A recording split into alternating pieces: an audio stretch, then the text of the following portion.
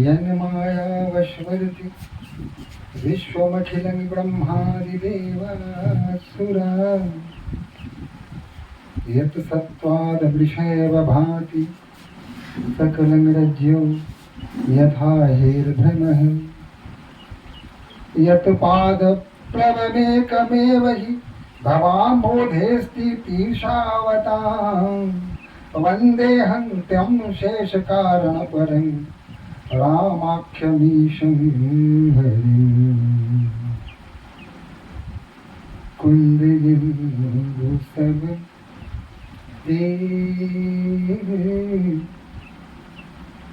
उमारमण करुणायन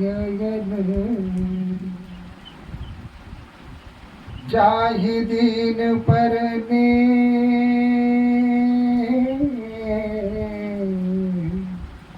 करहु कृपा मर्दन अयन बंदो गुरुपद पद्म परागा सुरुचि सुवास सरस अनुरागा अमिय मूरी में चूरम चारू समर सकल भवरुज परिवार। एक बार बोलिए सियापति रामचंद्र की, पवन सुत हनुमान की, वृंदावन बिहारी लाल की, गुरुदेव महाराज की। हर हर महादेव।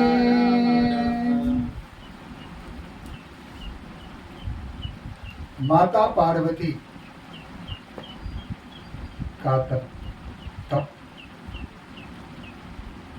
अब समाप्त हो चुका है।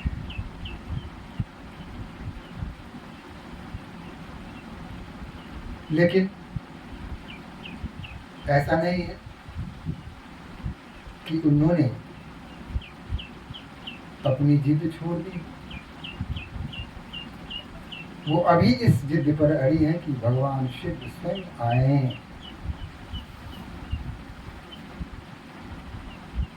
भगवान शिव ने जो सप्त ऋषियों को माता पार्वती की परीक्षा के लिए भेजा था, यह भी बताया था कि राजा हिमांचल के घर जाकर उन्हें बताएं कि जाकर अपनी पुत्री माता पार्वती को लेकर अपने राजमहल में आ जाए। इन सारी बातों को सुनकर भगवान शिव अति प्रसन्न हुए और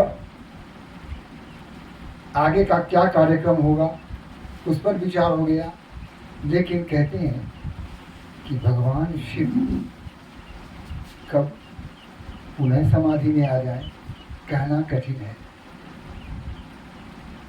राम नाम मनि दीप धरु जीह देहरी द्वार तुलसी भीतर बाहिरो ज्यों चाहसी उजियार। अगर भीतर आंतरिक हृदय में या बाह्य किसी प्रकार की शांति और प्रकाश की आवश्यकता हो तो एकमात्र तरीका है कि श्री राम नाम का जो दीप मणि है उसे आप अपने हृदय में धारण कीजिए और अंधकार अपने आप छट जाएगा। ज्ञान का प्रकाश चारों तरफ फैल जाएगा, आनंद हो जाएगा, आनंद ही आनंद हो जाएगा और शांति की स्थापना हो जाएगी। इसमें कोई संदेह नहीं है। अब भय मगन शिव सुनत संदेहा जब उन्होंने पार्वती माता के हृदय में अपने प्रति स्नेह के संबंध में सोचा तो भये मगन, तो हमारे शिव भोले बाबा मगन हो गए, आनंद में आ गए। हर्षि सप्त ऋषि गवने गेहा, और प्रसन्न चित्त होकर ये सप्त ऋषि अपने अपने स्थान पर चले गए, अपने अपने रूप में चले गए। मनु थिर करी तब शंभु सुजाना, और तब भगवान शिव ने अपने मन को स्थिर किया, लगे करन रघुनायक ध्याना। बस फिर भगवान श्री राम के ध्यान में मग्न हो गए, मस्त हो गए। इधर क्या होता है, तारकु असुर भयभूत ही काला, उसी समय तारकासुर नाम का एक दैत्य का प्रादुर्भाव हुआ। वो भुज प्रताप बल तेज विशाला, प्रतापी था वो, बलशाली था। तेजी सब लोक लोकपति जीते, सारे लोगों को उसने जीत लिया।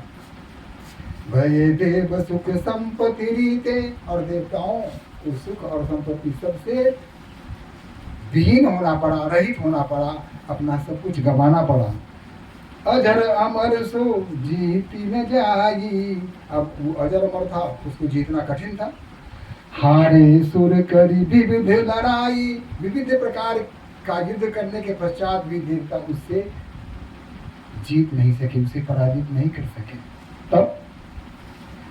तब बिरंची सन जाई पुकारे, देखे विधि सब देव दुखाई। और तब देवता लोग पितामह ब्रह्मा जी के पास गए और वहां जाकर उसने अपनी आप बीती सुनाई कि ये जो तारकासुर है यह तो अत्याचार कर रहा है, संतों का जीना कठिन कर दिया है इसने, जब तक करना मुश्किल हो गया है, यहाँ तक कि अब इंद्र को भी जीतने वाला है। स्थिति बहुत ही भयावह है, इससे कैसे निपटा जाए? हे पितामह आप हमें बताएं, आप कोई उपाय बताएं। सब सन कहा बुझाई विधि, धनुज निधन तब होई, शंभु शुक्र संपूत सुता, यही जीत गिरन सोई। कहा कि ये तो तभी होगा जब भगवान शिव और माता पार्वती के संयोग से जो पहली संतान उत्पन्न होगी, पहला पुत्र होगा, तो वही इस दुष्ट राक्षस का संहार कर सकता है। दूसरा कोई उपाय नहीं है, एकमात्र यही उपाय है। और भगवान शिव समाधि से निकले और भगवान श्री राम के स्मरण में लग गए, भजन में लग गए। तो भोले भाले, हृदय में छल नहीं, कपट नहीं, इसीलिए तो भोले भाले हैं। और राम भक्ति में लीन रहने वाले भगवान शिव फिर वही भगवान राम की स्मृति में, उनके भजन में तल्लीन हो गए। मोर कहा सुनि करहु उपाई, होई ईश्वर करहि सहाई, सती जो तजी दक्ष मह देहा, जनमी जाई हिमाचल गेहा, तेहि तपु किन्न शंभुपति लागी, शिव समाधि बैठे सब त्यागी, यद्यपि असई असमंजस भारी, तदपि बात एक सुनहु हमारी। ताकि स्थिति फिर समाधि से निकले और दूसरी समाधि में तल्लीन हो गए। ऐसी स्थिति में जब तक विवाह नहीं होगा तब तक तारकासुर को कैसे मारा जाएगा? उनकी संतान ही तो तारकासुर का वध कर सकती है, दूसरे में यह क्षमता तो है नहीं। तो ऐसे स्थिति में पटहु काम जाई शिव पाही, ताकि अब कामदेव की सहायता हो, वो शिव के पास जाएं, करे शंभु मन माही, और शंभु के हृदय में काम भरने का प्रयास करें, उनको विचलित करने का प्रयास करें। तब हम जाई शिव ही सिर नाई, करवावहु विवाहु भई भाई। जब कामदेव उनके ध्यान को भंग कर देगा तत्पश्चात मैं उनके पास जाऊंगा और माता पार्वती के साथ विवाह का जो कार्यक्रम होगा उसको हम आगे बढ़ाएंगे, लेकिन पहले तो उनको ध्यान से निकालना पड़ेगा और यह काम कामदेव के अतिरिक्त कोई नहीं कर सकता है। एहि विधि भलहि देवहित होई, मत अति नीक कहि सब कोई। कहा कि देवताओं की कल्याण के लिए, उनकी रक्षा के लिए एकमात्र यही उपाय है, दूसरा कोई उपाय नहीं है, ये तो करना ही पड़ेगा। अस्तुति सुर किन्हयति हेतु, प्रकट विषम बाण झपके तू। और तब देवताओं ने कामदेव की स्तुति की, प्रार्थना की, आवाहन किया। कामदेव अपने धनुष बाण के साथ वहां प्रकट हो गए। सारी बात कहा। सुरह कही निधि विपत्ति सब, सुनि मन किन्ह विचार। शंभु विरोध न कुशल मोही, बिहसी कहयु असमार। कहा कि भाई काम तो बड़ा कठिन है और यह कार्य भगवान शिव के विरुद्ध मुझे करना पड़ेगा, और उनके विरुद्ध अगर मैं कार्य करता हूं तो इसमें मेरा कल्याण होना संभव नहीं है। मैं जानता हूं मेरा कल्याण इसमें नहीं होगा। यह कार्य जितना आसान आप लोग समझ रहे हैं वह उतना आसान नहीं है, उतना सहज नहीं है, उतना सरल नहीं है, बहुत ही कठिन है। भगवान शिव के ध्यान को भंग करना यह अत्यंत कठिन कार्य है, लेकिन आप सबों के भले के लिए, कल्याण के लिए मुझे यह कार्य करना ही पड़ेगा। चलिए, मेरा जो होगा सो होगा। मैं जानता हूँ शिव के पास जाऊंगा, वो क्या करेंगे यह भी जानता हूँ, मेरी स्थिति क्या होगी मैं अच्छी तरह जानता हूँ, लेकिन लोक हित के लिए अपने आप को उत्सर्जित अगर कर दूं तो यह मेरा अभाग्य होगा। चलिए, मैं करता हूँ ऐसा। ऐसा कहा किसने? कामदेव ने कहा। सुरह कही निज विपत्ति सब बात देवताओं ने बताया कि देखिए ऐसी ऐसी बात है। अब तो जीवन अत्यंत दुर्लभ कठिन हो गया है, शांति कहीं दूर दूर तक नहीं है, देवताओं पर अत्याचार हो रहा है, खदेर खदेर के मारा जा रहा है। इंद्र बेचारा भागे हुए हैं, उनकी सेना भी लगता है कि लाचार हो जाएगी उनके सामने।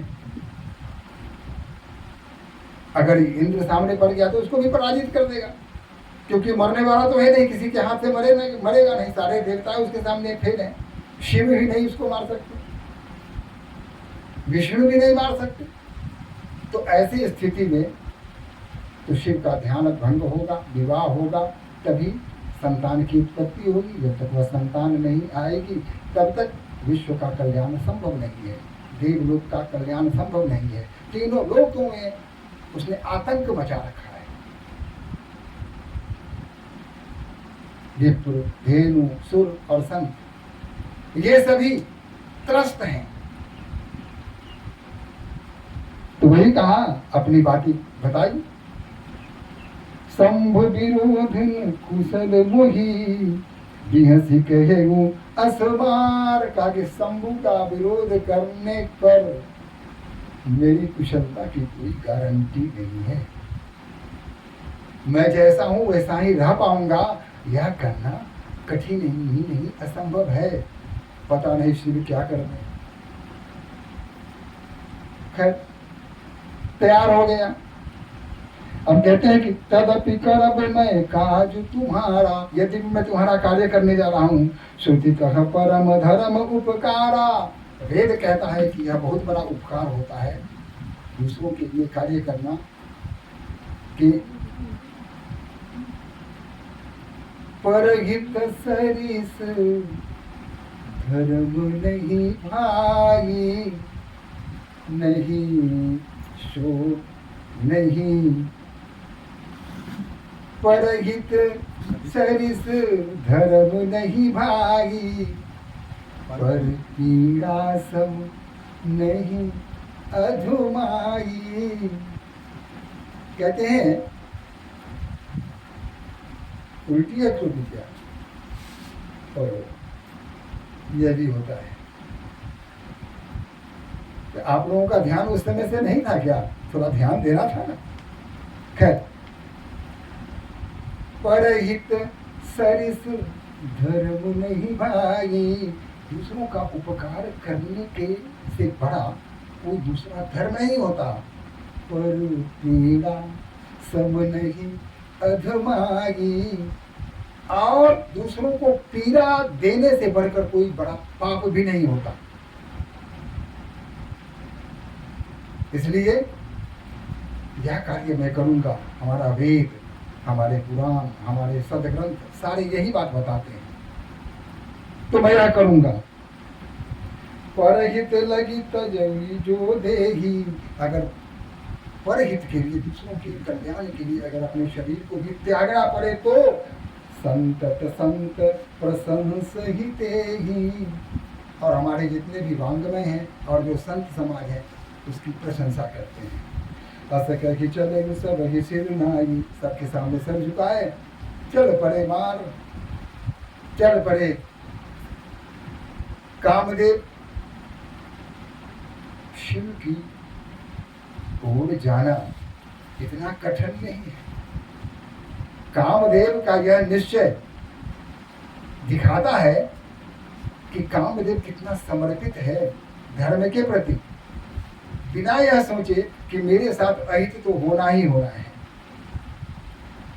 मेरी जीवन लीला समाप्त तो हो सकती है।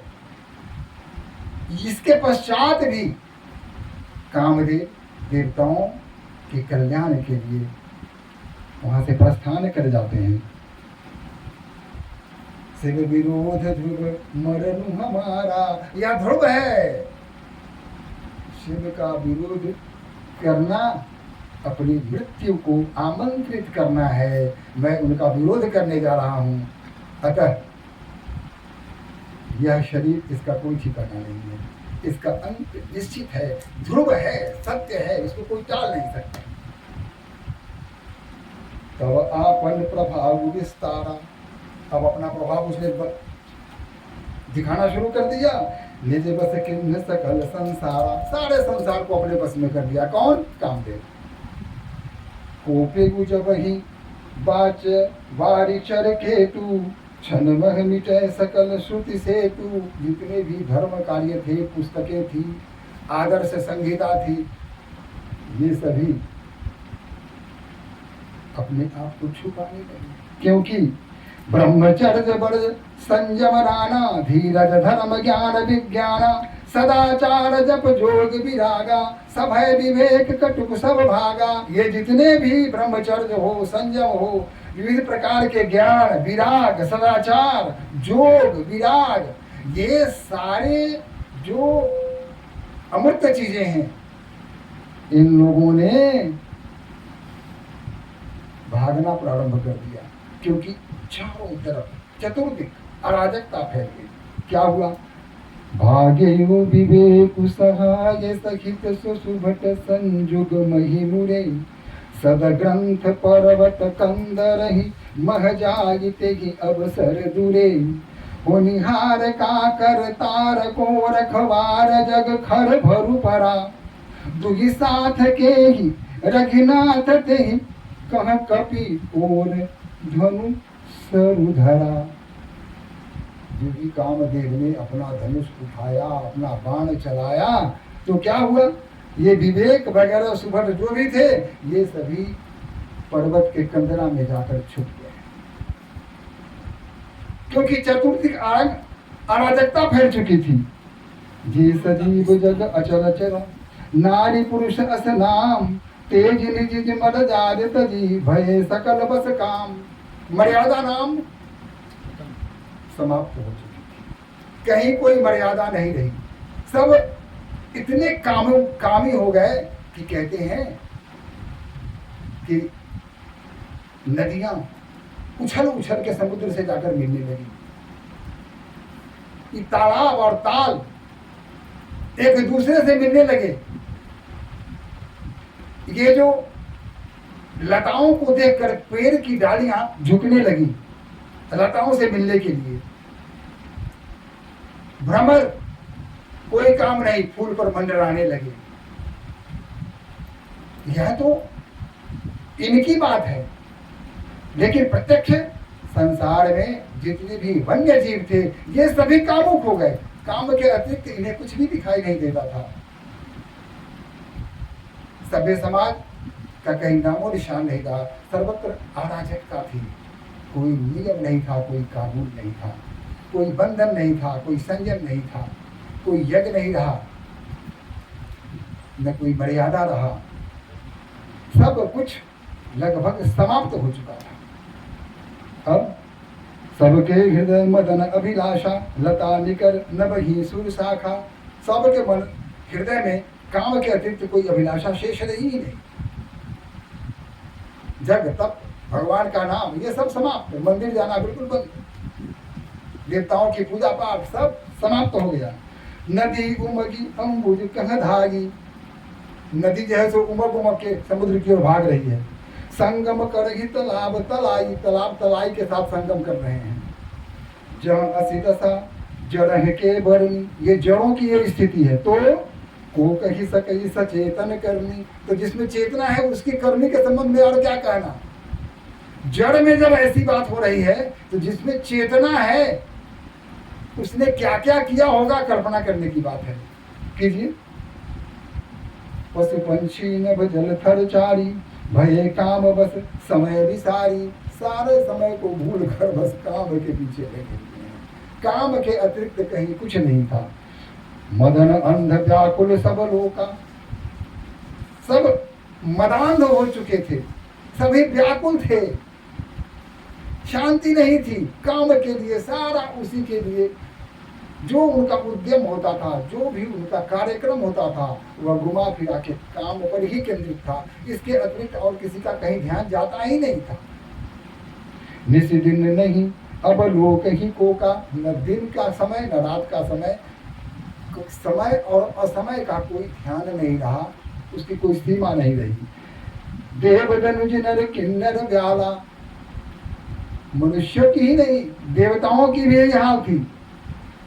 किन्नर, ये ब्याल वगैरह सबकी वही स्थिति थी। प्रेत पिशाच भूत बेताला, अब इसके अतिरिक्त जो भूत पिशाच थे उनका भी वही हाल था। रति के अतिरिक्त और कुछ भी दिख नहीं रहा था। इनके दशा न कहूं बखानी, इनकी स्थिति को वर्णन करना संभव नहीं है। सदा काम के चेरे जानी, सभी काम के बसबीत होकर उसके गुलाम बन चुके थे, उसके दास बन चुके थे। सिद्ध विरक्त महामुनि जोगी, जो सिद्ध थे, विरक्ति थे, जो महाबड़े योगी थे, तेपी काम बस भये वियोगी, उन पर भी काम का प्रभाव पड़ गया। जो तपस्वी थे, तपस्या में लीन रहा करते थे, ईश्वर की आराधना के अतिरिक्त उनका कोई भी और काम नहीं था, वो भी सब कुछ छोड़ करके महावियोगी हो गए। काम के प्रति उनका भी आकर्षण बढ़ गया। चतुर्थी को वही स्थिति हो गई। भय काम बस जोगी से तापस, पावर ही की को कहे। देख ही चराचर नारी में, जय ब्रह्म में देखत रहे। अबला विलोक ही पुरुष में, जुग पुरुष सब अबला में। दुहि दंड धरी ब्रह्मांड भीतर, काम कृत कौतर आए। पुरुष महिलाओं को देख रहे हैं और महिलाएं पुरुष को देख रहे हैं। पुरुष महिलाओं की तरफ बढ़ रहे हैं और महिलाएं पुरुष की तरफ बढ़ रही हैं। ऐसी अराजक स्थिति पूरे संसार में होती। लगता था न कोई कर्म है, न कोई धर्म है, न कोई पूजा है, न पाठ है, न जप है, न तप है, न कोई लाज है, न कोई संकोच है। सब कुछ समाप्त हो चुका था। निर्द्वंद हो गए थे, निर्बंध हो गए थे, उच्छृंखल हो गए थे। ऐसी स्थिति समाज में आ गई थी। धरी न काहू धीर सब के मन, धरी न काहू धीर सब के मन सिज हरे। जे राखे रघुपाल रघुवीर ते, उबरते ही कालमह। बस एक बार सहारा था कि जिस पर कृपा राम की होगी, कृपा रघुकुल की होगी, वही इससे बच सकता है। अगर इससे कोई वंचित है तो वह बच नहीं सकता है। काम के वशवीत होकर वह अनर्गल कार्यों में संलग्न हो ही जाना है उसको, इसके अतिरिक्त और कोई काम नहीं।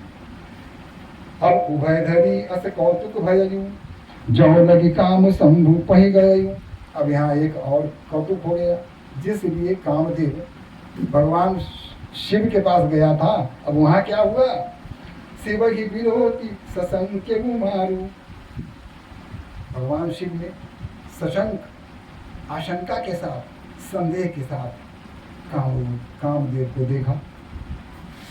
भययु जथा स्थिति सब संसार, सारा संसार यथा स्थिति में बनी रही। भय तुरंत सब जीव सुखारे, सारे जीव सुखी हो गए। जिमि पद उतरी गए मतवारे, रुद्र ही देखी बदन भय माना। और रुद्र भगवान ने जब आंखें खुली तो उस समय कामदेव की क्या स्थिति हो गई, सोचने की बात है। बेचारा कामदेव थर थर कांपने लगा कि अब क्या होगा, भगवान जग चुके हैं और इनका स्वभाव कुछ बदला हुआ सा लगता है, कुछ तो होने वाला है। रुद्र ही देखी मदन भय माना, क्या किया, दुराधर्ष दुर्गम भगवाना। फिरत लाज कछु करी नहीं जाई, मरण उठानी मन रचसी उपाई। प्रकट सी तुरत रुचिर ऋतु राजा, कुसुमित नभ तरु राज विराजा। वन उपवन बापिका तरागा, परम सुभग सब दिशा विभागा। जगत जनु जगमत अनुरागा, देखी मुए हूँ मन मरसिज जागा। जागही मनोभव मानहु मन, वन सुगमता न पैर कही। शीतल सुगंध सुमंद मारुतु मदन अनलस खासही। विकसे सरही बहुकंज गुंजत पुंज मंजुल मधुकरा। कलहंस पिक सुख सर सर बिकरी गान नाचही अपछरा। चारों तरफ अप्सरा नाच रही है, स्थिति है। सकल कला करी कोटि विधि, हारयु सेन समेत। चली न गचल समाधि शिवा, कोपयु हृदय निकेत। लेकिन उनके हृदय में जो वैराग्य का भाव था, भगवान शिव के हृदय में जो वैराग्य का भाव था, उस वैराग्य के भाव को कामदेव इतना प्रयास करने के पश्चात भी दूर नहीं कर सका, निकाल नहीं सका। देखी रसाल बिटप वर शाखा, तेहि पर चढ़े मदनु मन माखा। सुमन बाण निज सर संधाने, अतिरिसता की सबन लगिताने। और तब उनके मन से वैराग्य को भगाने के लिए, उनके हृदय पर कामदेव अपना अधिकार करने के लिए ऊंचाई पर चढ़ा और मेरा तीर भगवान शिव पर चला दिया। लो छाड़े विषम विसखी उर लागे, छूटी समाधि शंभु तब जागे। तो समाधि की जो स्थिति वो समाप्त हो गई, वैराग्य की जो स्थिति थी वो भंग होगा। और तब भगवान शिव जग गए, आंखें उन्होंने खोली। भययुगी सुमन क्षोभ विसेखी, उनके हृदय में क्षोभ भर गया। नयन उधारी सकल दिशि देखी, और आंख खोलकर उन्होंने चारों तरफ देखा। अब क्या हुआ, सौरभ पल्लव मधु नुपिलोका। भयउ कोप कंपेगु त्रैलोका। देखा कि चारों तरफ स्थिति ही बिगड़ी हुई है। समाधि की पहले की स्थिति क्या थी, सब कुछ सामान्य चल रहा था, कहीं कोई दिक्कत नहीं थी, सभी आनंद में थे, सभी भक्ति भाव में थे, नियम कानून सब चल रहा था। लोग अपने कर्तव्य, अपने धर्म, अपने उत्तरदायित्व का पालन कर रहे थे। जब देखा कि चारों तरफ तो ये तो अराजकता फैली हुई है, तब उन्होंने क्या किया, भय कोपु कंपेगु त्रैलोका।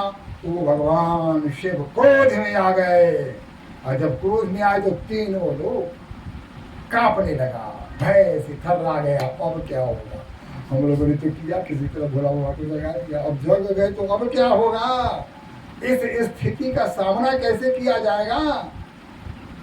अब बेचारे कामदेव का क्या होगा। तब शिव तीसरा नेत्र उधारा, और उसी समय भगवान शिव ने अपने तीसरे नेत्र को खोल दिया। चितबहु काम भयउ जड़ी छाड़ा, और उन्होंने कामदेव को उस कोप से देखा। कामदेव जल के खाक हो गया, समाप्त हो गया। स्थिति बड़ी विषम हो गई। इधर कामदेव जल के खाक हो गए, और उधर उनकी पत्नी की क्या स्थिति थी। कामदेव की पत्नी रति। अब जिसके पति के साथ ऐसा हुआ हो, उसकी पति की क्या स्थिति हुई होगी, सोचने की बात है। रति विचलित हो गए। अब ते रति तब नाथ कर, हो नाम अरंग। जेनु बपु व्यापी सब ही पुनि, सुन निज मिलन प्रसंग। गई रति और भगवान शिव के चरणों पर लौट गई कि हम पर कौन गलती, मेरा क्या अपराध है भगवान शिव, हे भोलेनाथ, मुझे किस अपराध का दंड दिया जा रहा है। मैंने तो कुछ नहीं किया, और मुझे वैधव्य जीवन जीने के लिए आपने विवश कर दिया। अब आप ही कुछ करिए, मैं क्या करूं। मैं तो आपके चरणों को छोड़ नहीं सकता, मैं कहीं जा नहीं सकती, मैं यही रहूंगी। भगवान शिव तुरंत तो प्रसन्न हो जाते हैं, द्रवित हो गए। क्या क्या, अच्छा अच्छा, हाँ ठीक कह रही हो, लेकिन ये तो अब गया, अब तो ये जीने वाला है नहीं तो भस्म हो चुका है। लेकिन उपाय है, चिंता मत करो। कहा कि बिनु बपु व्यापहि सब ही पुनि, सुन निज मिलग प्रसंग। देखो समय आएगा, तुम्हारा कामदेव से पुनर्मिलन होगा, लेकिन प्रतीक्षा करनी पड़ेगी। इतने आसानी से नहीं होगा, प्रतीक्षा करनी पड़ेगी। पापी के साथ जो रहता है, पाप करे न करे, कहीं न कहीं उसे भी दंड भुगतना पड़ता है। चोर के साथ अगर आप रहते हैं तो पुलिस आएगी, तो आप चाहे कितने भी अच्छे हों, पुलिस ये थोड़ी समझेगी कि अच्छा है। आपके माथे पर थोड़ी लिखा हुआ है कि आप निष्ठावान हैं, आप सच्चरित्र हैं, ऐसा तो माथे पर किसी के लिखा नहीं होता है। चोर को पकड़ने के क्रम में पुलिस आपको भी पकड़ के ले जाएगी। अब बाद में आप छूट जाए, दैट इज अनदर थिंग, लेकिन उस समय तो आप पकड़े जाएंगे। तो संगति का प्रभाव पड़ता है।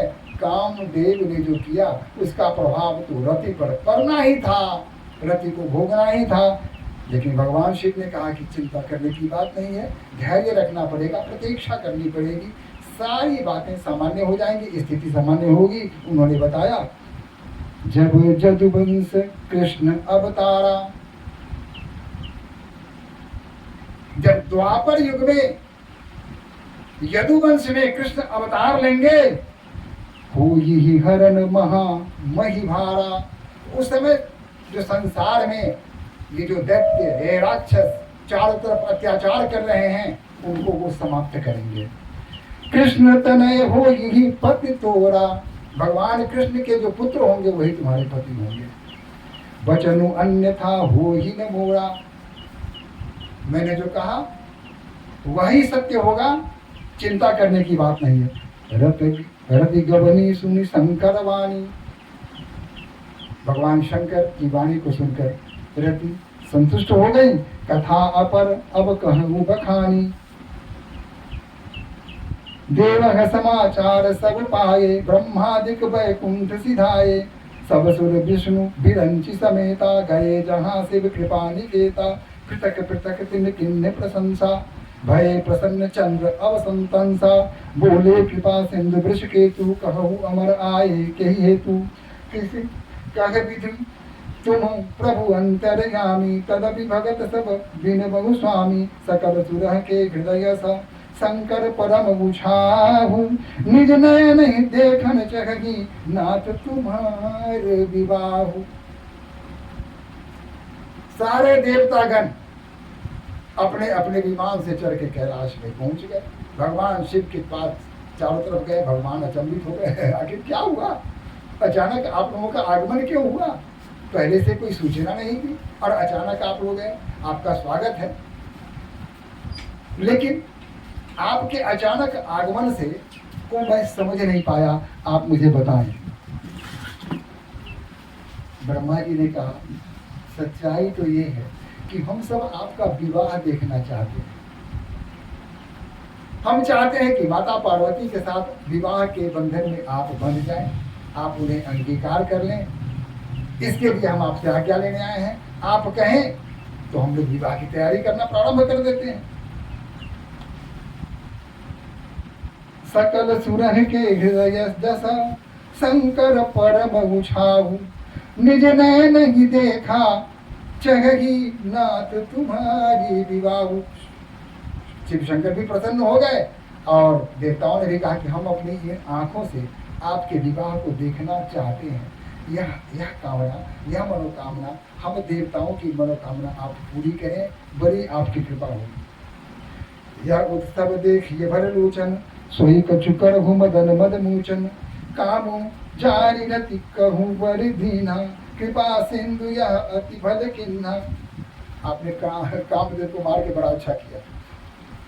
द्वितीय देवताओं की चढ़ा, कामदेव को चढ़ा दिया, बेचारे कामदेव चढ़ गए जल गए। कहते हैं कि कामदेव को जला के अपने ठीक किया, कुछ गड़बड़ नहीं किया। सब कुछ सारे समाज में जो उच्छृंखलता थी, चारों तरफ अराजकता फैल रही थी, इसको समाप्त करने के लिए कामदेव का अंत होना अत्यंत आवश्यक था। यह करके आपने पूरे संसार पर, त्रिलोक पर आपने उपकार किया है, ये सब ठीक है।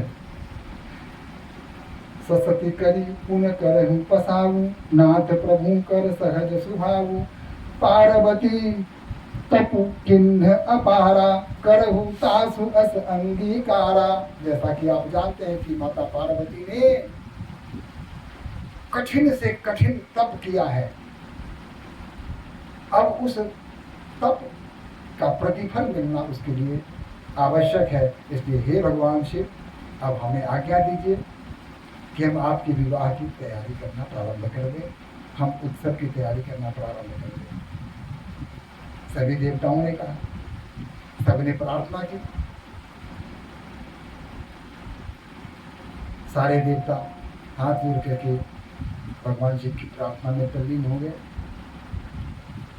भगवान शिव भी प्रसन्न हो गए और आज इतना ही, कल संध्या को इसके आगे का प्रसंग शिव विवाह का कार्यक्रम भी इसी में आएगा, तो उसके लिए भी उत्साह मनाएंगे हम। तो आइए एक बार भगवान श्री राम की वंदना कर लेते हैं और कथा की समाप्ति करते हैं। श्री राम जय राम जय जय राम, श्री राम जय राम जय जय राम, श्री राम जय राम जय जय राम, श्री राम जय राम जय जय राम। संकट मोचन कृपा निधान, संकट मोचन जय हनुमान, श्री राम जय राम जय जय राम।